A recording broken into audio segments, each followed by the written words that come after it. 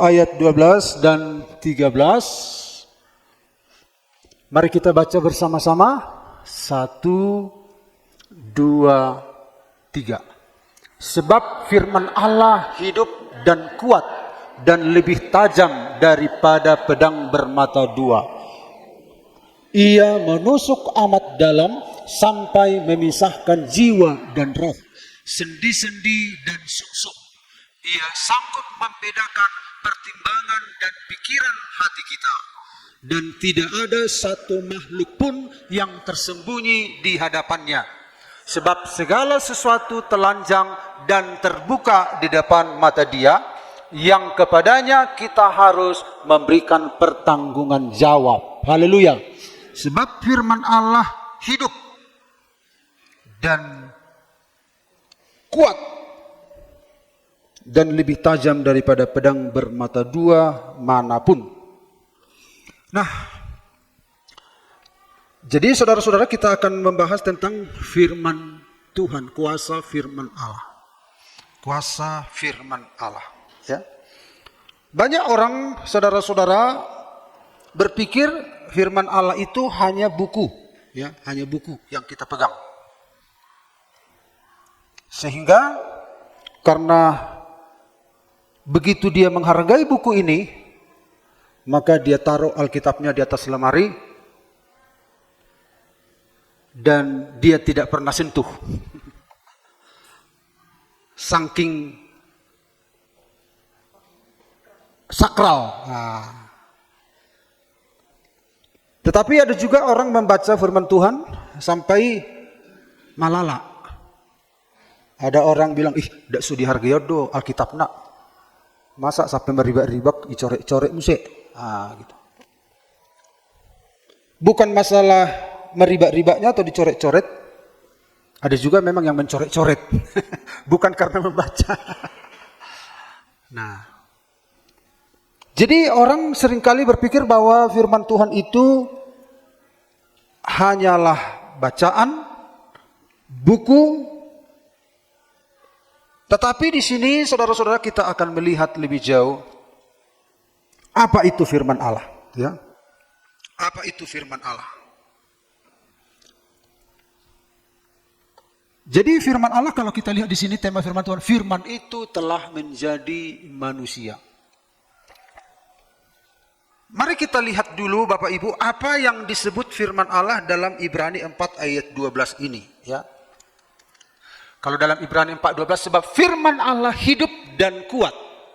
Kalau firman Allah itu hanya bacaan, tidak mungkin dia bisa memisahkan jiwa dan roh.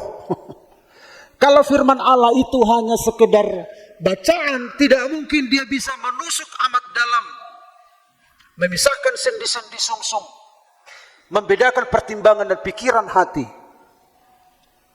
Nah, ternyata firman Allah itu, saudara-saudara, adalah pribadi, ya. Adalah pribadi. Jadi di dalam misalnya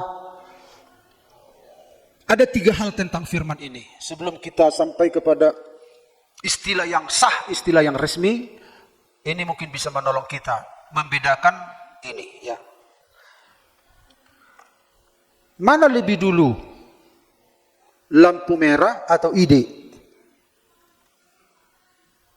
Ide atau lampu merah? Ide dulu kan, baru dibuat lampu merah. Di persimpangan. Nah, ide itu seperti firman Allah yang ada di dalam diri Allah, ya, disebut logos. Tapi bukan hanya firman Allah itu bukan hanya sekedar ide, ya, bukan sekedar ide, tapi kebenaran. Dan kebenaran itu adalah pribadi, itulah logos yang ada di dalam diri Allah. Nah, kemudian ketika lampu merah itu menyala, maka mobil-mobil bagaimana? Berhenti. Nah, itu mirip seperti ketika firman itu disampaikan untuk dilakukan. Nah, itu disebut rema. Rema artinya adalah firman yang diucapkan. Tadi lampu merah itu adalah sebuah ide. Lalu ketika ide itu dibuat, itulah lampu merah, kuning, hijau. Nah, jadi ketika menyala lampu merah, kuning atau hijau, berarti mobil-mobil punya aksi. Ya. Kalau lampu merah dia berhenti, kalau lampu kuning dia siap-siap, hati-hati. Kalau lampu hijau dia berjalan. Artinya tadinya ide itu sekarang menjadi perintah, menjadi sebuah panduan untuk diikuti pada saat itu. Firman juga demikian, rema juga demikian. Rema adalah firman yang ada dalam pikiran Allah yang disampaikan dan yang harus diikuti pada momen, pada saat tertentu.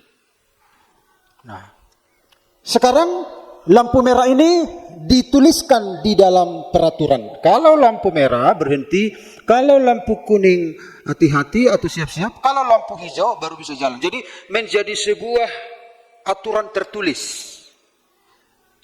Nah, firman juga demikian. Tadi firman Tuhan itu adalah logos, idenya, pikirannya Allah, kebenarannya Allah yang adalah pribadi, bukan hanya sekedar ide, kemudian diucapkan untuk dilakukan manusia, kemudian dituliskan. Nah, itu disebut grape.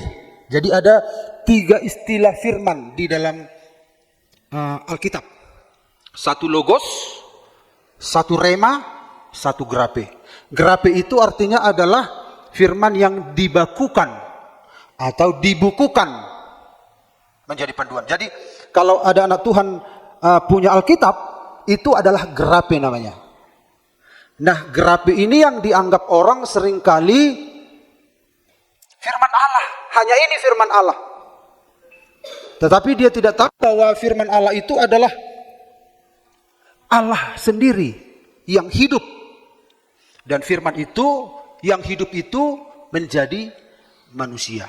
Nah, sekarang dia ada di sorga. Tetapi ada grape. Dalam 2 Timotius pasal 3 kalau tidak salah dikatakan sana, atau 1 Timotius 3 ya. Segala tulisan yang diilhamkan Allah, segala firman yang diilhamkan Allah, kata tulisan di sana disebut grape, yaitu Alkitab yang kita pegang.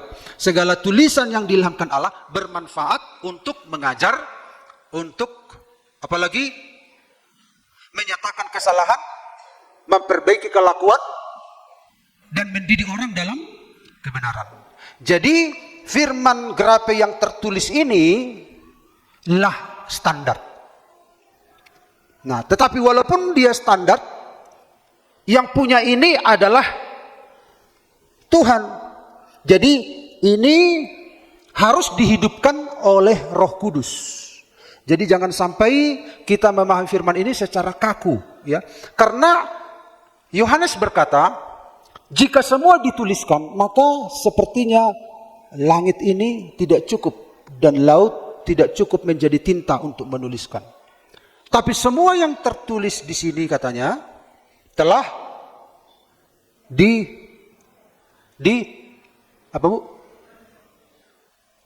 diilhamkan, ya. Iya, itulah menolong karena saya memang lupa. Nah, jadi Bapak Ibu Saudara-saudara, huruf itu mati, tetapi roh menghidupkan. Jadi pengertian kita tentang firman ini adalah panduan yang tertulis. Kalau kita lari-lari dari firman, kembali lagi ke sini. Artinya back to the Bible. Tetapi kita harus memahami firman Tuhan itu secara terbuka, dipimpin oleh Roh Kudus. Karena firman Tuhan tidak hanya grape, tertulis. Ini adalah firman tertulis, tetapi sesungguhnya yang punya ini adalah logos, firman yang hidup. Jadi jangan sampai kita mengesampingkan pribadi yang hidup karena saudara-saudara dipersempit oleh pemahaman kita tentang teks ini. Jadi butuh kuasa Roh Kudus, ya. Roh Kudus menolong kita. Banyak orang memahami firman itu secara sempit. Ya. Akhirnya seolah-olah kita sedang melakukan sebuah hukum yang mematikan. Akhirnya kita kembali kepada hukum Taurat. Seolah-olah kita harus melakukan secara letterlek tanpa pimpinan dari kuasa Roh Kudus. Jadi itulah saudara-saudara, firman di dalam Alkitab itu ada, firman itu adalah pribadi, firman kebenaran yang ada dalam diri Allah. Kemudian ketika Bapak Ibu mendengarkan firman untuk dilakukan, itulah rema. Seperti lampu merah itu, ketika mobil itu lampu merah nyala, pada saat itu mobil harus berhenti. Nah, artinya firman ini, rema ini adalah firman yang dilakukan pada situasi dan kondisi yang tepat, yang harus kita lakukan pada waktu itu. Misalnya seperti ini. Kita sudah tahu bahwa hati-hati itu ada konsepnya di dalam pikiran kita semuanya. Nah, ketika kita pamit kepada orang tua kita, Pak, saya pergi dulu ya. Nah, apa dibilang orang tua? Hati-hati di jalannya. Nah, itu rema. Nah, kemudian hati-hati di jalannya akhirnya dituliskan. Kalau kita sedang bepergian harus hati-hati di jalan. Nah, gitu. Jadi prinsipnya itu hati-hati di jalan sudah ada. Nah, ketika orang tua mengulang lagi, saat itu anak itu melakukan. Dan pada akhirnya itu dibukukan. Nah, itulah firman itu. Jadi firman itu adalah logos, yaitu kebenaran Allah yang adalah pribadi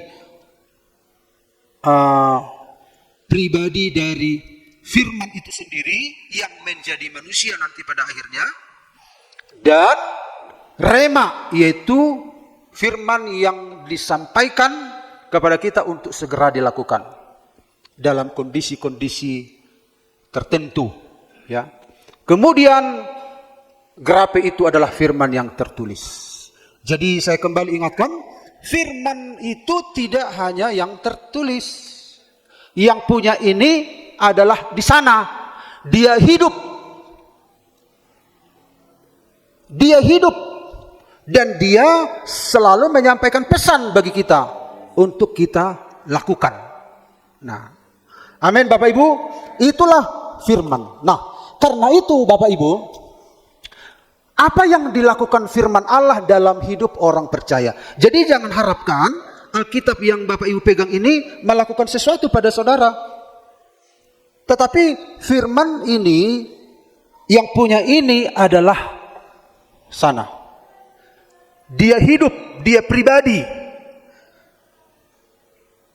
Dan ini adalah panduan-panduannya, garis-garisnya, rel-relnya. Dan tidak boleh kita lepas dari sang pemilik aslinya itu. Nah, jadi apa yang dilakukan firman Allah bagi hidup orang percaya? Jadi kita lihat Bapak Ibu di sini dalam teks kita, sebab firman Allah hidup, yang dimaksud di sana adalah sang hidup itu sendiri, ya. Bukan huruf itu. Makanya huruf itu harus dipimpin oleh kuasa Roh Kudus. Makanya kalau bulan-bulan lalu atau tahun lalu perlu kita membaca firman Tuhan. Ya, sudah selesai membaca Alkitab? Mumpung ini bulan Januari, ini saya mau menantang lagi kepada kita. Kita harus membaca Alkitab berkali-kali. Nah, di sini yang sudah baca Alkitab Kejadian sampai Wahyu sekali saja, sudah banyak tentunya ya. Saya nggak usah perlu tunjuk tangan ya, karena sudah sering kali saya tantang dan kenyataannya anak Tuhan melakukannya. Bukan hanya sekali, 2 kali, 3 kali, 4 kali terus. Nah, karena ini adalah firman Allah, ya. Walaupun dia tertulis, tapi ini adalah sebuah firman yang dibakukan untuk menjadi panduan bagi kita dan yang dinafasi oleh Allah. Segala tulisan yang diilhamkan Allah dalam teks aslinya theopneustos. Theopneustos artinya adalah theo itu Allah, pneuma itu roh atau hembusan. Jadi segala tulisan yang diilhamkan Allah, segala firman gerapi ini itu dihembusi oleh Allah. Jadi ini bukan koran. Ya, ini tidak sekedar bacaan. Itu dihembusi oleh Roh Allah. Dan dia menggunakan abjad manusia supaya manusia memahami apa yang menjadi pesan-pesan Allah. Nah, jadi Bapak Ibu baca lagi, kalau sudah selesai baca lagi dan minta kuasa Roh Kudus memberikan pengertian kepada kita. Nah, apa yang dilakukan firman Allah dalam hidup orang percaya? Nah, Ibrani 4 ayat 12a, sebab firman Allah hidup dan kuat. Nah, kata hidup di sini Zoe menegaskan bahwa firman Allah berasal dari Allah yang hidup. Ia tidak mati oleh waktu, budaya atau perubahan zaman. Ini bisa saja lenyap. Ada orang yang menginjak-injak atau membakarnya. Orang yang membenci firman. Tetapi sang pemiliknya, dia tidak, saudara-saudara, tidak mati. Dia tidak bisa dibakar. Dia tidak bisa lapuk oleh hujan. Dia tidak bisa dimakan nengat dan karat. Dia tidak mati oleh waktu atau budaya atau perubahan zaman. Zaman itu berubah-ubah. Tetapi sang firman yang hidup itu, karena dia hidup, maka dia bertahan selama-lamanya. Amin. Nah, hidup itulah yang mengubah nantinya manusia yang fana ini. Itulah Zoe itu. Nah, kemudian bukan hanya hidup kuat. Kuat di sini dalam bahasa Yunani energes. Dari kata energes itu datang energi. Energi itu menunjukkan bahwa firman Allah aktif bekerja, menghasilkan dampak nyata. Ya. Dia aktif bekerja. Karena apa? Ada kehidupan. Jadi ketika seorang mendengar firman, sadar atau tidak sadar, secara spiritual, firman itu hidup bekerja. Disadari atau tidak sadari. Karena apa? Dia kuat, dia punya energi, punya daya. Dia punya daya. Dan dia kekal. Nah, jadi saudara-saudara, hidup ini itu sudah menuju kepada kebinasaan. Karena manusia jatuh dalam dosa. Tetapi Tuhan memberikan firman kehidupan. Kehidupan ilahi. Ada kata Zoe. Zoe ini untuk membandingkan bios. Bios ini makhluk hidup, misalnya hewan, tumbuhan. Nah, orang yang belum percaya sama Yesus itu setara dengan bios tadi, hewan, tumbuhan. Nasib manusia sama dengan binatang, kata pengkhotbah. Karena apa? Kalau dia tidak ada Zoe, tidak ada kehidupan ilahi. Jadi orang yang ada di luar Tuhan itu setara dengan bios, makhluk hidup yang tidak punya harapan. Nah, manusia itu pada akhirnya diselamatkan oleh Tuhan. Karena manusia itu diciptakan segambar dan serupa dengan Dia. Manusia itu ketika berdosa kehilangan kemuliaan Allah. Kata kemuliaan artinya dalam bahasa Ibrani kafot. Kafot atau dalam bahasa Yunani doksa. Kemuliaan yang adalah kafot atau doksa itu artinya bobot, mutu, kualitas. Jadi ketika manusia jatuh dalam dosa, manusia itu nggak punya bobot. Karena manusia itu terdiri dari tanah liat. Yang membuat manusia itu berbobot ketika Allah meniupkan rohnya. Makanya orang di luar Tuhan tidak punya kemuliaan. Orang yang sudah percaya kepada Yesus punya kemuliaan. Karena Tuhan memberikan nilai, Tuhan memberikan bobot dalam hidupnya. Satu waktu, seorang raja berpesta di Babel. Tiba-tiba ketika mereka berpesta, mereka menikmati semua pencapaian-pencapaiannya. Tiba-tiba di dinding ada tulisan, ada lengan tangan menulis, Mene, Mene, Tekel, Upharsin. Engkau ditimbang dan terlalu ringan, katanya kepada Raja Persia. Engkau ditimbang terlalu ringan. Ternyata bagi manusia raja ini berbobot, berkualitas. Tetapi bagi Tuhan ringan, gak punya bobot. Yang membuat manusia itu punya nilai ketika ada firman, ada zoe dalam hidupnya. Karena zoe ini adalah apa? Hidup. Tidak mati oleh waktu, budaya, ataupun perubahan zaman. Nah, jadi kita lihat saudara-saudara, yang pertama yang dilakukan firman bagi kita, firman Allah hidup dan bekerja aktif dalam kehidupan kita. Dan firman itu terus bekerja, terus bekerja, terus bekerja. Beda perkataan manusia dengan perkataan Tuhan, beda. Perkataan manusia saja punya kuasa. Misalnya kalau kita menyampaikan kata-kata negatif, berkuasa juga. Apalagi Tuhan. Bukankah Tuhan menciptakan jadilah, jadilah, jadilah dengan firman-Nya? Jadi. Perkataan manusia saja kalau kata-kata negatif, si biasa leatot. Orang jadi apa? Anjlok, patah semangat.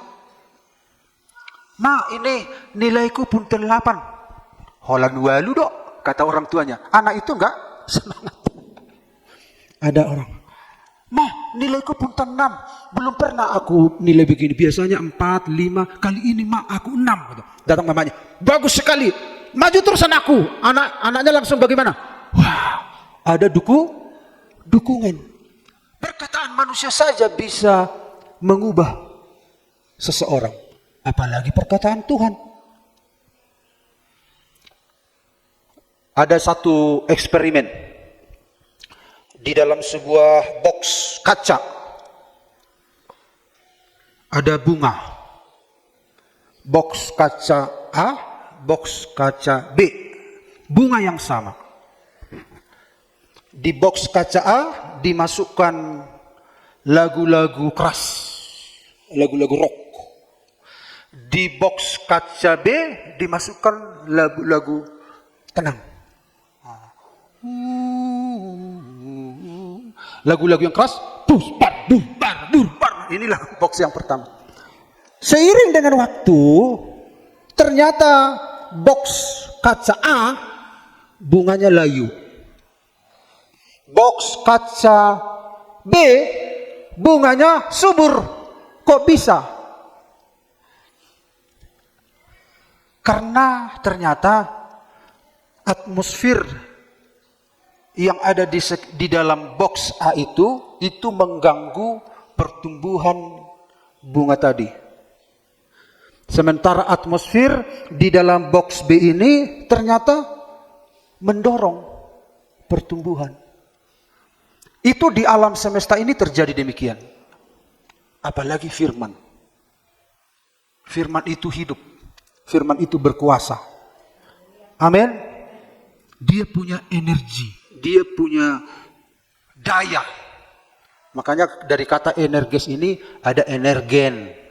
Energen. Supaya apa? Supaya kuat. Wah. Ada lagi biskuit, apa namanya? Biskuat. Penuh energi. Jadi saudara-saudara, ini ketika kita mendengar firman, ada yang Tuhan sedang kerjakan dalam hidup kita. Ada yang Tuhan sedang kerjakan. Dan ingat, firman itu, sang yang punya firman itu hidup. Dari dia bermula segala sesuatu. Makanya dari sisi sains, karena mereka tidak kenal Allah, mereka katakan bahwa segala sesuatu bersumber dari energi. Tapi Alkitab mengatakan dari firman. Dari dia bermula segala sesuatu. Nah, jadi ketika kita dengar firman Tuhan, ada yang kekal sedang masuk dalam hidup kita. Yang kekal, yang ingin mengubah kita. Bukan yang sementara, tapi yang kekal. Yang tidak dipengaruhi oleh zaman. Tidak dipengaruhi oleh budaya. Budaya kita kan berubah-ubah. Kalau budaya, emenamasa igaga ursa inamasa imataula. Jadi orang-orang melakukan sesuatu sesuai dengan ahana masa di sini. Tapi firman nggak dipengaruhi. Firman yang nggak diganggu gugat oleh budaya dari zaman ke zaman. Firman itu bukan kolot, ya, bukan kolot, bukan kuno, karena memang dia nggak berubah. Dan firman itu, saudara-saudara, mengikuti setiap perkembangan zaman untuk menetralisir setiap zaman-zaman itu. Firman Tuhan itu punya daya. Ini sebuah benih mangga. Alkitab mengatakan firman Allah itu hidup. Ada kehidupan di dalam.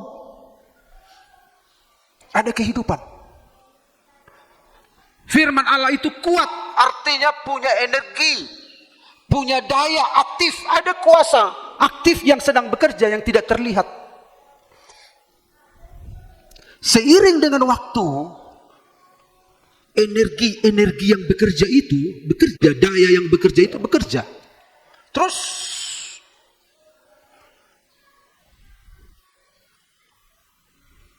dan pada akhirnya menghasilkan buah. Firman itu bagaikan benih. Firman itu yang bisa mengubah hidup kita yang rusak ini. Hidup kita rusak. Yang bisa memperbaiki yang rusak hanya firman yang kekal. Firman yang kekal itu efektif bekerja dalam hidup kita. Tak terlihat oleh mata kita, tapi dia sedang mengubah kehidupan kita. Firman-Mu yang kuasa untuk mengubah sikap hati. Ini enggak terlihat. Dia bekerja tak terlihat oleh kita. Itulah firman Allah yang ditulis oleh penulis Ibrani. Jadi jangan anggap remeh firman Tuhan itu. Perkataan manusia tidak akan menolong kita. Pesan-pesan di internet, bagaimana kita melewati masa-masa sulit. Nasihat-nasihat orang-orang pintar tidak akan bisa menolong kita. Hanya firman Allah yang mengubah hidup kita. Dia mengubah hidup kita yang merosot ini menjadi baik karena dia kekal. Karena yang punya adalah sang sumber segala sesuatu. Dari dia semuanya berasal. Karena jagat raya ini telah merosot karena dosa. Makanya Yesus kan datang ke dunia ini bukan hanya untuk mendamaikan manusia dengan Allah, tetapi mendamaikan seluruh alam semesta yang sudah rusak. Dan firman Allah lah yang diutus. Selain dia menyelamatkan, dia datang menjadi manusia. Firman Allah itu terus bekerja secara spiritual, mengubah, melahirbarukan, menghidupkan. Makanya dikatakan, bagaimana orang bisa masuk ke dalam kerajaan Allah, kata Nikodemus. Engkau harus dilahirkan dari air dan roh. Dari air, firman Allah, dan Roh Kudus. Artinya kita harus diubah dari unsurnya Allah. Allah yang mengubah hidup kita. Unsur dunia nggak bisa mengubah kita, menaikkan kita hingga serupa sesuai dengan standar kemauan Allah. Harus dari pihak Allah yang ditanamkan dalam hidup kita, membuat kita lahir kembali. Firman Allah itu yang membuat kita lahir kembali. Yang dikerjakan oleh Roh Kudus. Akhirnya apa? Ada transformasi terjadi dalam hidup kita. Amin, Bapak Ibu.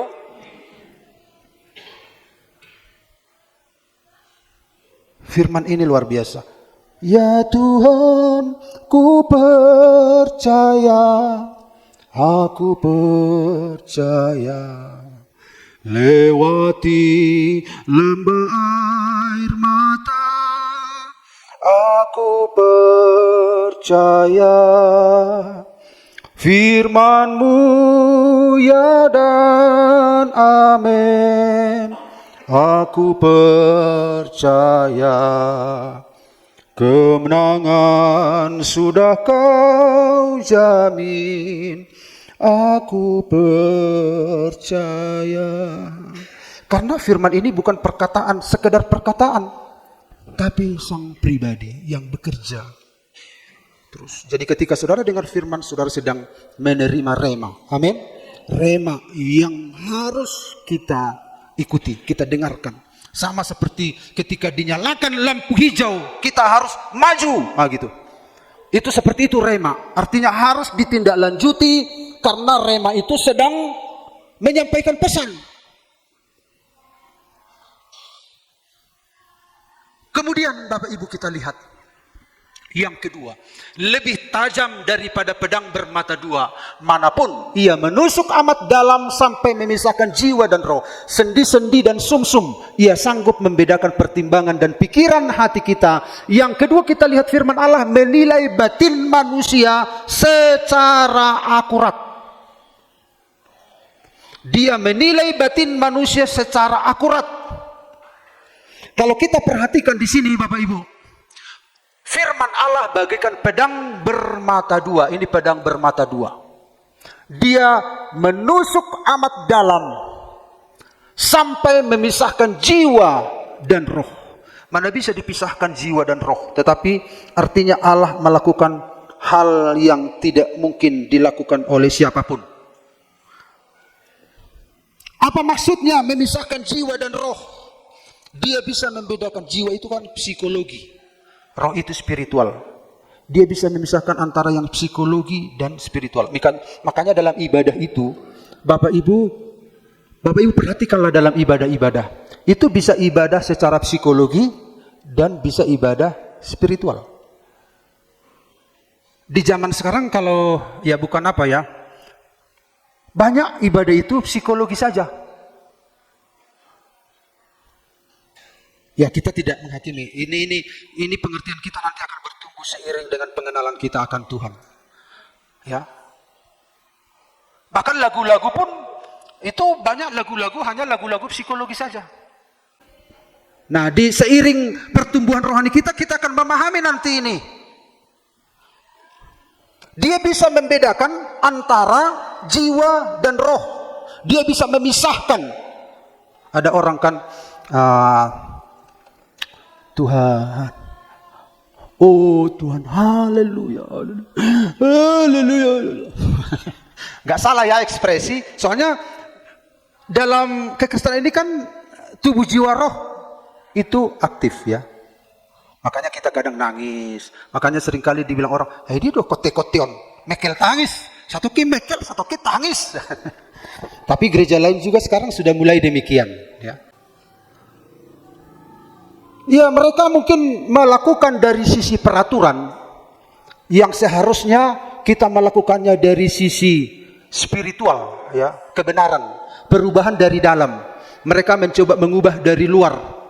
Oke, tidak masalah, yang penting kan ada kemajuan gitu kan. Ada kemajuan. Entah secara lahiriah pun dampaknya mengubah manusia dari luar. Yang penting kan ada perubahan dulu. Amin. Dibanding dengan banyak anak-anak Tuhan dan tergerak do piau. Mereka juga demikian, daripada kau menunggu-nunggu dan tergerak, udah bikin peraturan, dilarang. Mana lebih bagus? Sebenarnya larangan nggak bagus kan? Yang Tuhan mau kan sebuah keputusan dari dalam. Tapi larangan itu biasanya bagi anak-anak. Orang yang sudah dewasa dipimpin oleh roh Tuhan. Amin. Makanya anak-anak kenapa kita larang? Jangan main-main di jalan. Jangan ini, jangan ini. Nah seiring, kalau dia sudah dewasa, apakah kita bilang jangan? Enggak, karena dia sudah tahu sendiri dari dalam. Tapi saya percaya GPD Parapat tidak ada jangan-jangan ini. Karena otomatis sudah ada dari dalam perubahan yang dieksekusi keluar. Amin. Amin. Katakan kiri kanan kalau ini amin ini bilang. Mungkin dilihat lambat kali orang-orang ini merespon firman. Nunggu-nunggu perubahan dari dalam, udahlah dari luar. Tapi kita yang terdahulu jangan sampai kemudian. Itu makin lama nanti merembes ke semua jemaat itu Bapak Ibu. Kalau mereka melakukan sebuah terobosan, itu biasanya merembes ke jemaat. Nah, kita nggak boleh terlambat. Ya. Kita nggak boleh terlambat. Kalau ditinjau dari sudut waktu, harusnya kita sudah jadi pengajar. Amin. Nah, dia bisa memisahkan jiwa dan roh, ya, dan memisahkan pertimbangan dan pikiran kita. Artinya hal-hal yang terdalam yang tidak bisa kita pilah-pilah, dia bisa. Makanya dia hakim yang adil. Sendi-sendi dan sumsum, artinya yang terlihat, yang tersembunyi. Jadi bukan hanya di permukaan, ya. Jadi firman Allah tidak berhenti di permukaan perilaku, tetapi masuk ke pusat motivasi dan sumber kehidupan. Jadi kita bukan hanya Bapak Ibu lapisan terdalam menurut kita, tetapi menurut Tuhan sampai ke dalam. Dia bisa membedakan pikiran dan hati. Jadi bukan hanya mengungkap apa yang kita pikirkan. Apa yang kita pikirkan. Jadi Tuhan itu tidak hanya mengungkapkan, aku tahu apa yang kau pikirkan. Bukan hanya itu. Tapi firman Tuhan menghakimi, mengapa kau memikirkan? Nah, gitu. Jadi Tuhan tidak hanya, engkau tahu pikiranku ya Tuhan. Engkau tahu ya Tuhan pikiranku. Memang Tuhan tahu, tetapi firman Tuhan juga ingin membedah. Kenapa kau pikirkan itu? Kenapa kau pikirkan itu? Anak Tuhan, jangan pikirkan seperti itu. Jadi Tuhan tidak hanya mengetahui pikiran, tetapi Tuhan juga mencari tahu kenapa kau pikirkan. Makanya kita mengatakan semua yang baik, semua yang sedap didengar, pikirkanlah itu katanya. Jangan pikirkan hal-hal negatif. Jangan pikirkan hal-hal keinginan daging. Nah, pada akhirnya saudara-saudara, yang terakhir, dan tidak ada suatu makhluk pun yang tersembunyi di hadapannya, sebab segala sesuatu telanjang dan terbuka di depan mata dia, yang kepadanya kita harus memberikan pertanggungjawab. Pada akhirnya firman Allah menuntut pertanggungjawaban di hadapannya. Ini sama seperti Bapak Ibu lihat ini, kalau kita ke pesawat, ini ada alat apa ini, scanner ya, itukah namanya? Jadi tas-tas kita yang masuk, lewatin dulu, dilihat isinya. Dengan tulus, Ibu Gembala memasukkan ke dalam koper saya gunting. Mana tahu nanti perlu gitu. Ternyata koper saya ditangkap di bandara. Ketahuan, gunting ada di dalam. Ternyata gunting pun nggak boleh. Artinya apa yang tersembunyi itu bisa dilihat. Ya, dideteksi. Apa yang ada dalam hati kita Tuhan tahu. Tuhan deteksi. Makanya kita perlu pertanggungjawaban nanti. Bukan hanya mengetahui pikiran kita, tapi kenapa kau pikirkan itu?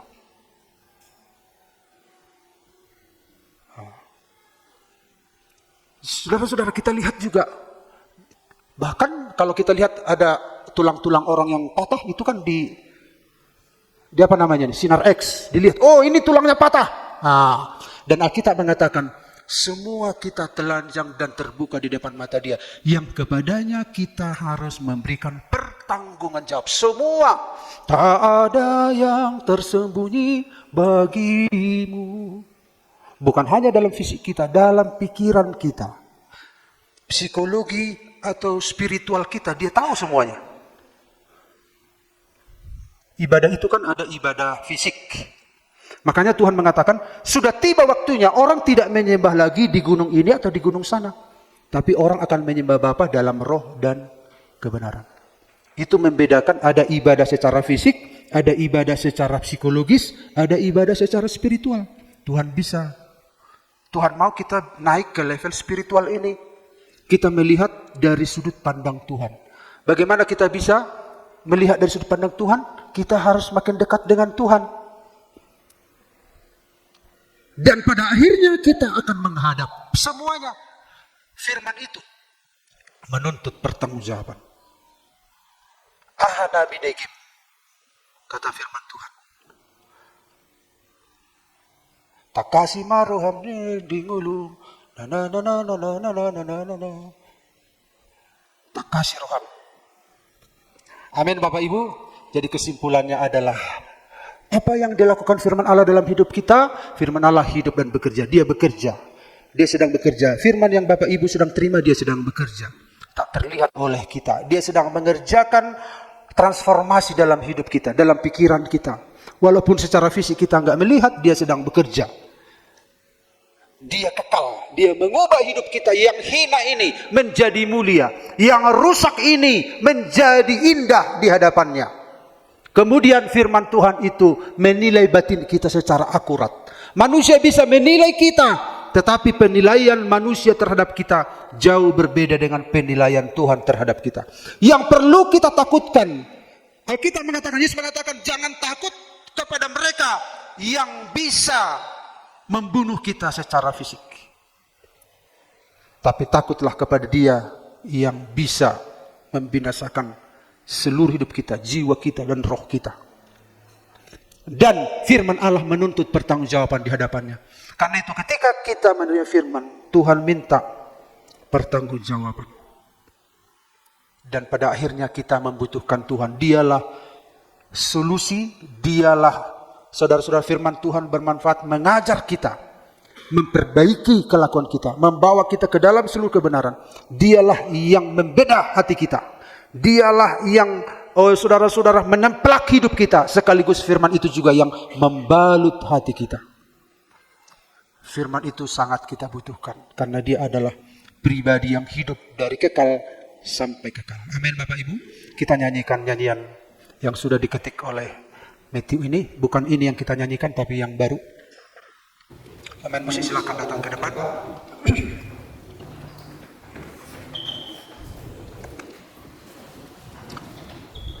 Kita nyanyikan beberapa kali, lalu kita masuk dalam doa sambil kita renungkan firman ini.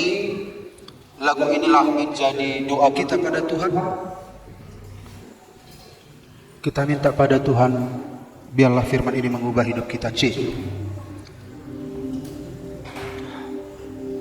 G. Aku datang dan ku bersujud di hadapanmu, ku rasakan indah hadiratmu. Telah ku buka mata hatiku dan seluruh hidupku untuk ku nikmati firman-Mu, firman-Mu, firman-Mu yang kuasa untuk mengubah sikap hati. Haleluya. Firman-Mu yang tegakkan di saat ku terjatuh. Mari kita berdiri bersama-sama. Kanlah bejanaku dengan air sungai-Mu, ku haus akan firman-Mu. Keluarlah engkau bersujud di hadapan-Mu, amin. Rasakan indah di dalam namanya. Haleluya. Telah ku buka mata hatiku, seluruh jiwaku untuk nikmati firman-Mu.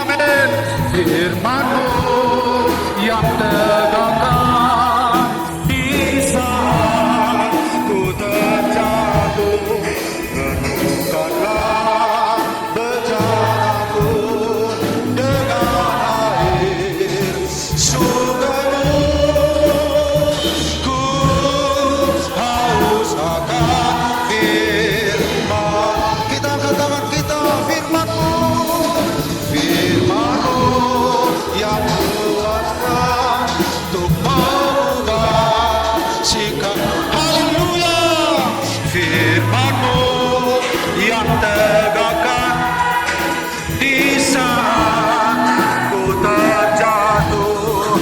Penuhkanlah di dalam hatiku dengan air sungai-Mu, ku haus akan. Haleluya, firman-Mu yang kuasa untuk mengubah, firman yang kekal dan hidup mengubah kami, yang kuatkan di saat ku terjatuh. Firman-Mu lah harapan kami, firman-Mu pelita bagi kaki kami dan terang bagi jalan kami. Sungai-Mu ku haus akan sekali lagi, haleluya, firman-Mu yang kuasa untuk mengubah. Oh, haleluya, haleluya,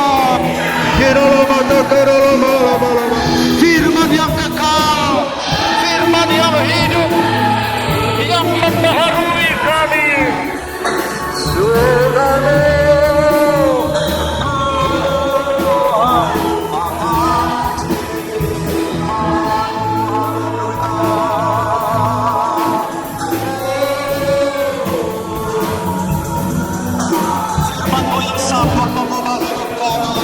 Firman-Mu Tuhan yang sanggup membuat arah hidup kami yang jelas. Firman-Mu yang mengubah hidup kami, firman-Mu yang membangkitkan kami, firman-Mu yang membangunkan kami. Haleluya, haleluya, haleluya, haleluya, haleluya, haleluya. Terima kasih buat kebenaran firman-Mu. Kuasa Roh Kudus menolong kami untuk memahami. Kuasa Roh Kudus menolong kami Tuhan, haleluya, untuk menghargai firman-Mu. Kuasa Roh Kudus menolong kami supaya kami memahami pesan-pesan ilahi yang sudah kami dengar. Karena firman-Mu itu adalah hidup itu sendiri. Firman itu kekal. Firman itu Tuhan mengubah hidup kami menjadi baru. Firman itu mentransformasi hidup kami. Haleluya, haleluya. Berkat-Mu bagi kami semua umat-umat-Mu yang sudah mendengar firman-Mu. Inilah ucapan syukur kami dalam nama Tuhan Yesus Kristus. Haleluya, amin.